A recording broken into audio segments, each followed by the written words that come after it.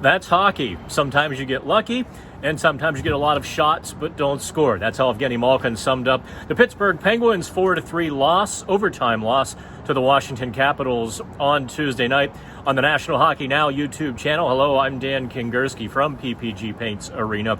And the Penguins thoroughly dominated the Washington Capitals. Two teams with very similar systems, similar coaches who want their team to get on their toes on the forecheck and attack for most of the night, really until the last few minutes of the third period. It was the Penguins' forecheck, it was the Penguins' back check, it was the Penguins' pressure which carried the game. The Penguins at one point later in the third period were out shooting Washington 43-20. However, Washington was opportunistic. They capitalized on a couple of Penguins' mistakes, including a ghastly Chris Letang turnover early in the first period, which gave Washington a shorthanded breakaway by Nick Dowd and a shorthanded goal by Nick Dowd. The Penguins just, a couple of mistakes wound up in the back of their net. Otherwise, the story of Tuesday night's Penguins loss was Washington goalie Ilya Samsonov, who was spectacular. He replaced starting goaltender Vitek Vanecek about 6 minutes into the game. A few minutes prior to that, Kasperi Kapanen, the Penguins winger, collided with Vanecek, and a couple minutes later, NHL officials pulled the goalie into concussion protocol. He did not return. Samsonov was spectacular. He was truly the difference, although he was the number 2 star. How good do you have to play to get the number 1 star? Vanecek stopped 43 of 45 Penguins shots, and the scoring chances were lopsided as well. Couple notes for the Penguins. Let's kind of dive into the themes for the Penguins on Tuesday night. The first was Kasperi Kapanen.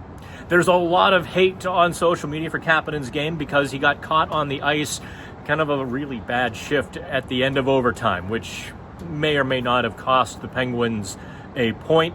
However, in regulation, Kapanen and Malkin and Brock McGinn were perhaps the Penguins' best line. They were really good. Head coach Mike Sullivan indicated as such as well. He said Kapanen had an impact on the game, and he wasn't kind of being a little bit facetious because of the ending, but Kapanen was very good. He drove to the net. His speed was very evident. He pushed Washington defenders back, creating space for Malkin. Brock McGinn did much of the same thing, and maybe there's a little bit of a line there with McGinn providing the grit for that line. Evgeny Malkin did have one of his better games, not coincidentally, as Kapanen played much better as well. I don't deduct points for a player having a bad overtime. 3-on-3 is just a wild circus that's meant to decide games for fans. It's exciting. Really, when you grade the 5-on-5 performance, Kapanen graded very well on Tuesday, as did Evgeny Malkin. One player who maybe didn't grade as well in regulation was Chris Letang, whose struggles since Evgeny Malkin came back into the lineup were a bit evident again, especially on the power play. Letang's puck management could be called into question, to put it kindly. A few turnovers, despite the fact that he also made a few great plays, too. The Penguins scored 3 power play goals. In fact, none even strength on Tuesday. Tristan Jarry just kind of you can't fault him for any of the goals. You kind of maybe want your all-star goalie to make one of those saves, a Nick Dowd breakaway or, just a couple other great chances from Washington.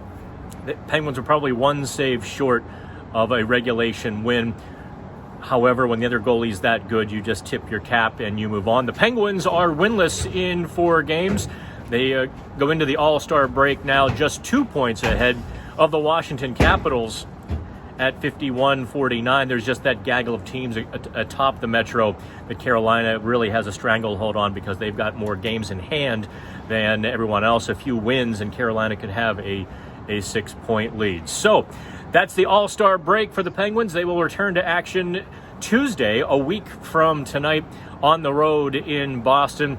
So from PPG Paints Arena, this is the 5-Minute Wrap. I'm Dan Kingerski. Make sure to like and subscribe. Is it down here or is it over here? Either way, give me the like and the subscribe, please, and thank you.